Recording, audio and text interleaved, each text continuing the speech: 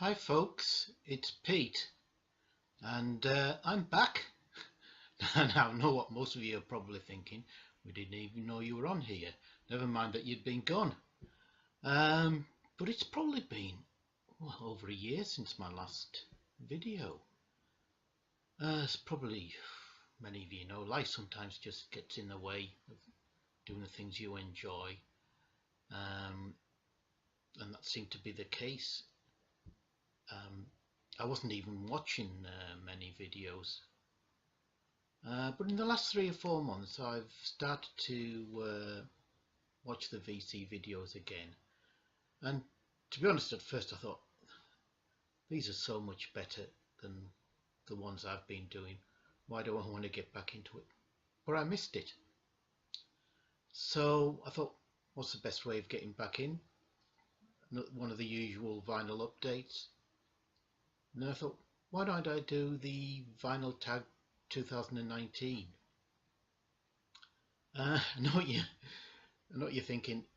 Those should have been over 2 or 3 months ago, but I've never done one in the past, so I thought I'd like to give it a go. I think it could be fun. So let's not hang about. Let's get started. First one is the best find of 2018. Now, this I got last record store day. I went over to Newcastle to meet up with a friend. We did all the record shops, and in one of them I found this by the German krautrock band Novalis, Banished Bridge. Now, prior to this, I'd only had their live album, and I absolutely love Novalis' early stuff. So I was really pleased to find this in one of the record stores in Newcastle. Absolutely excellent album. Right. Second question. Shout out to other VC channels needing more subs. Well, if I try to do that, I've been checking up so many recently. I'd forget most of the names if I tried to list somebody. So I'm just going to name one, and that's somebody I found recently, and that's Michael P. Dawson. He shows a lot of prog, electronic, krautrock, jazz, a lot of free jazz, avant-garde, classical, a lot of Stockhausen. Some of it's maybe a bit too way out for me, but the way he presents them makes me want to really listen to these albums, which is the whole point of this game, really. And he's a musician himself and has had a few releases which I'm going to have to check out sometime. So if you want something a bit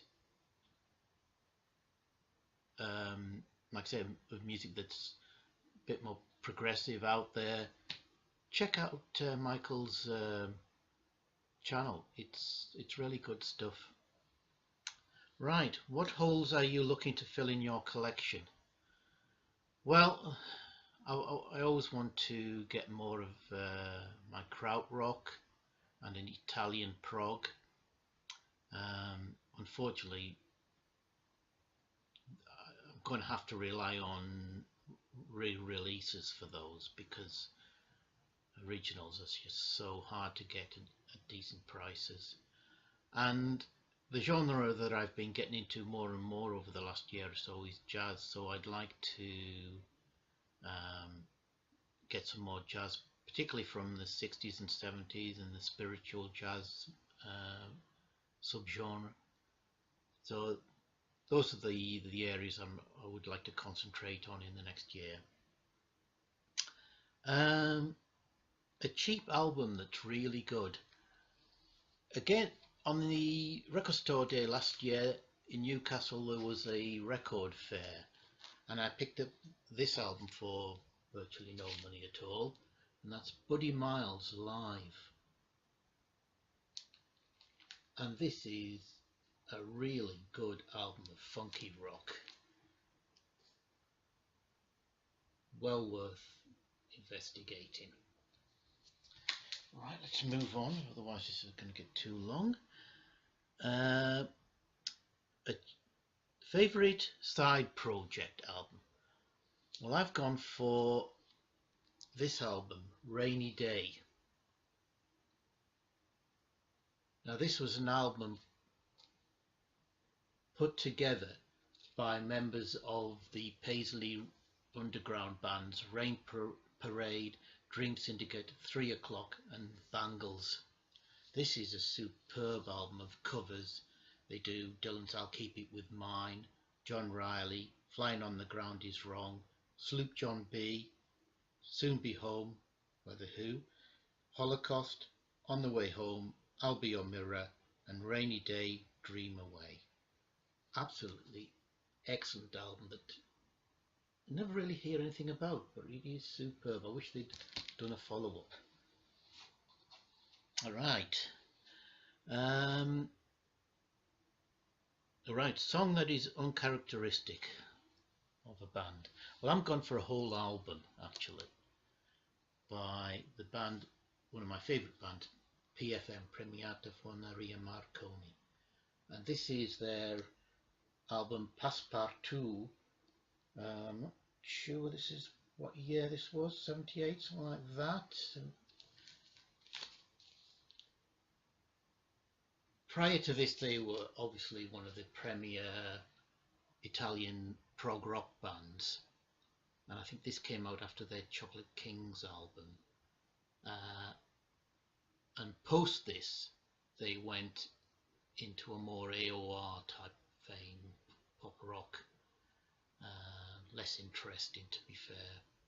But this album, which I bought in Italy on a holiday when I was a teenager, is more acoustic based, very Mediterranean sort of folkish vein, totally unlike what had come before and totally unlike anything that came after it. Again, it's an album that just seems to have got forgotten really, but I absolutely adore this album. It wasn't what I was expecting to hear from them, but I play this a lot. Excellent stuff. Right, next question. The last album you purchased? Well, I buy far too many, but I'm going to show this one was one of the last ones I got, and that's Axiom Funk with Funkronomicon.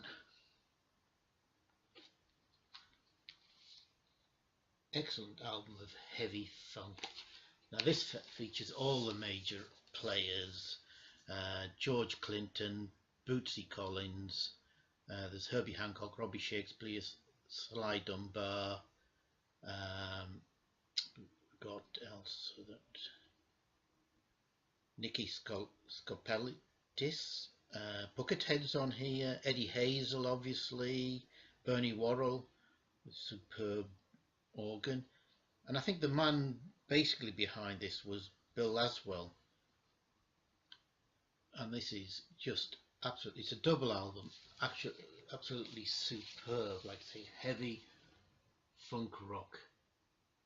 We do some Hendrix on here, some more soul-y stuff, but it is well worth your checking out. I've had this on CD for a long time, and then I just found that it had actually been re-released not so long back, I think, on vinyl, so I had to get it. Right, next question. Great album with a bad cover. Nearly went with Black Sabbath's Paranoid because that is a terrible cover, or it's stuck in a box set somewhere. So what I've went with, and forgive the nudity, but Guru Guru's Hinton. Now really, Who wants to see a hairy ass on an album cover, really? Not ideal. Superb album. Guru are an incredible band, but that is not an album cover I really want to look at too much. And swapping that round, a bad album with a great cover. Well, I don't tend to keep bad albums really, but this is by one of my favourite bands of all time, but I must admit it's a very disappointing album, but it has a beautiful cover. That's Yes's last studio album, Heaven and Earth. That's a stunning cover by Roger Dean, but I'm afraid the album itself is quite, well, not quite, very disappointing really. I need to give it a few more listens, see if it improves, but I think they could have spent a little bit more time on this. It seemed to be rushed out really, so they could go out touring. I hope they get to do another studio album that's an improvement over this. Next, a blues album, right? One that I've had for a long time. One of my two of my favourite blues artists, Sonny Terry and Brownie McGhee. Brownie and Sonny's Blues. This is a French pressing on French label Roulette Records from 1960. I haven't got much blues on vinyl, only about a handful. Got a bit more on CD. It's probably another area I need to start looking for a lot more.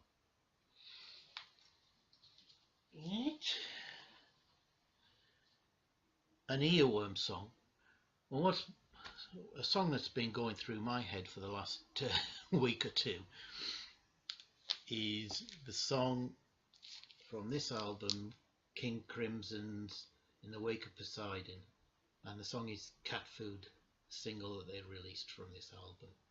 Don't know why, it's just stuck in my head for the last couple of weeks. Absolutely adore it though, and I love the Keith Tippett piano playing on that track. Right. Next one, I'm going to show quite a few albums by an historically important artist. Now, I've chosen Ashley. Sorry about that. Phone went.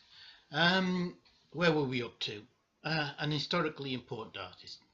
Like I think I might have said, I have chosen Ashley Hutchins, the founder member of Fairport Convention, who was the main driver behind them moving from sort of an ersatz early Jefferson airplane to a move into British folk and electric folk. And he was obviously heavily involved in this album, Legion Leaf, which back in 2006 was in the BBC Folk Awards, was nominated as and won as the most influential folk album of all time. Absolutely superb album of electric folk. He actually left, I think, even before this had been released, but he went on to form the other mainstay of British electric folk, Steel Eye Span, and he recorded 3 albums with them. The first being Hark the Village Wait. This was with Maddie Pryor, Tim Hart and the Woods couple, Gay and Terry. Their second album, The Woods Had Gone, which was 10 Man Mob, or Mr. Reservoir Butler Rides Again. And this introduced Pete Knight on fiddle and Martin Carthy mainstay of British folk, on guitar. And the final album he did with Steele, I Was Pleased to See the King, with the same lineup basically. Those three albums, again, total classics. But that, as if that wasn't enough, he went on to form basically the Albion Band. And they produced a ton of albums, but the first three, I think, from my mind, are brilliant. First one was under the name the Albion Country Band, Battle of the Field. And this again featured Martin Carthy and John Kirkpatrick on concertinas, and Simon Nicol of Fairport on guitar. The next one was the Albion Dance Band, Prospect Before Us. Brilliant instrumental album. Again with people like Simon Nicol, Graham Taylor, Phil Pickett, Dave Mattox of Fairport Convention. And probably their magnus opus, just as the Albion Band, Rise Up Like the Sun. Superb album. Again, Simon Nicol's on here. Rick Sanders, who's now in Fairport Convention, on violin. Absolutely brilliant. And finally from him, I'll show this album, No Roses by Shirley Collins and the Albion Country Band. Again, one of the mainstays of British electric folk. All of those albums I've shown are absolutely classic albums, and if you like British folk and electric folk in particular, they have to be in your collection. I don't think they've ever been matched, to be fair. So that's Ashley Hutchins. Next, right, an album you own because of your parents. My mum and dad were never into music. In fact, we didn't even have a record player until I got one in my teens. So they weren't really interested. So I haven't got anything that I could really show in that respect, except they were both Italian, Northern Italians, and they liked some of that Italian folk music of their regions. So the only thing I can show is this CD by La Chiapparussa, which features quite a lot of that type of Northern Italian traditional music on it. It's an excellent CD. I should try and find this on vinyl sometime. That's about as close as I could say of something that I've got because of my parents. Right, best find in the dollar bin. The charity shops around here are fairly awful, full of pretty much rubbish, to be fair. But I did find a year or two ago one album in excellent condition that I was very surprised to find, and that was Roxy's Music's first album.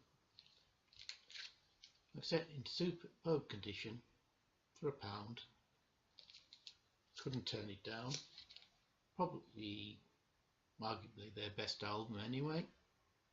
I was really surprised to find it in the local charity shop.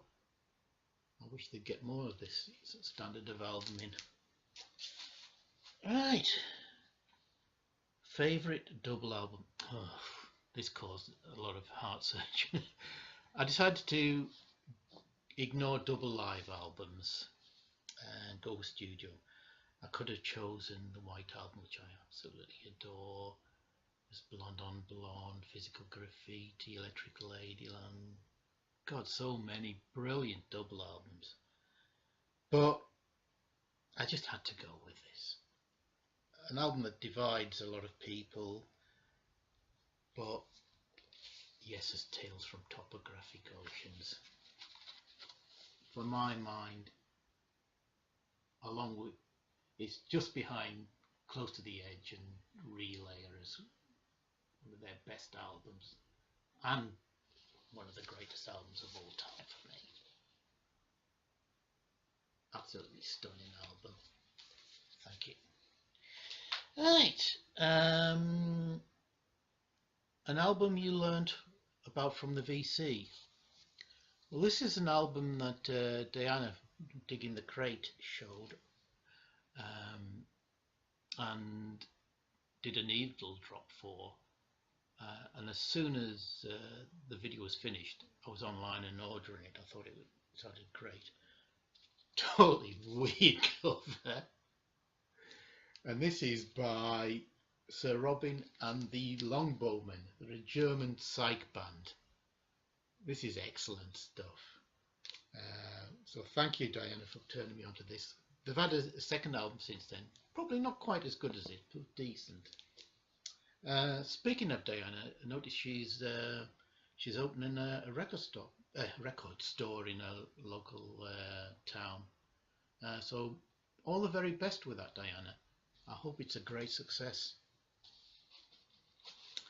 Right, a 10-inch record. I'm going to show a double 10-inch, and that's this one, Christmas at the Patty. This is the Wash Band Man's Christmas party at the Patty Pavilion, Swansea, on December the 19th, 1972, and it features a load of offshoots of Man plus friends like the Flying Aces, Ducks Deluxe, the Jets, Dave Edmunds, Help Yourself, and finally, obviously, Man themselves. Excellent stuff. One of my favourite bands. And a 7-inch record. I'm going back to my second love after prog, which is electric folk, and this is the Geordie band Hedgehog Pie, the Lambton Worm. They were around when I was doing my studies at Newcastle University. They were a superb electric folk band. Did 2 albums of an electric vein, and then a 3rd album of more acoustic stylings. If you don't know them, check them out if you like electric folk. This was music they did for a stage production in Newcastle about the Lambton Worm, and it's excellent, really is. Right, last 2 questions. Favourite album to fall asleep to? I couldn't really answer this because I don't take an album out to actively fall asleep to. I'm 60 years old. I can fall asleep at the drop of a hat. In fact, I often go to bed if I'm not feeling overly tired and I go to bed. I'll often put my MP3 player on. I can guarantee by the 3rd track I'm usually have dozed off. I have to wake up. When I wake up in the middle of the night, I have to take the earphones out. But so I can't really answer that. I mean, there's obvious ones you could, a lot of ambient ones that you could put there, but no. Favorite VC experience, advice for people making videos. I can't point to one particular experience on the VC, but it's just the whole experience. I mean, when I lived in Manchester before I had to move back up here to Cumbria to look after my dad, my mates and I, apart from when we used to go to concerts, we used to meet up every Saturday, do the rounds of the record shops, spend the afternoon in the pub talking about music. And I really miss that, and this is probably because up here I don't have anybody to share that sort of interest with. But the VC isn't the closest to that. I absolutely love it. I love watching the videos. Advice for people making videos: just do it. Don't make the mistakes I did. Don't worry about the production values. A lot of people, they're nice if you can do video editing a lot, and I love both types. Just be yourself. Let your passion for the music come through. Don't worry if you're not showing stuff that's as interesting as a lot of other people are. You think that you're showing common stuff. If you love that music, just show it. So don't worry too much about it, and you'll find that people appreciate your passion for the music, and that's all that matters at the end. Well, that's it then, folks. Back. I'm hoping that it won't be another year before I do another video. Hope you found it of interest. Hope to speak to you soon. Bye.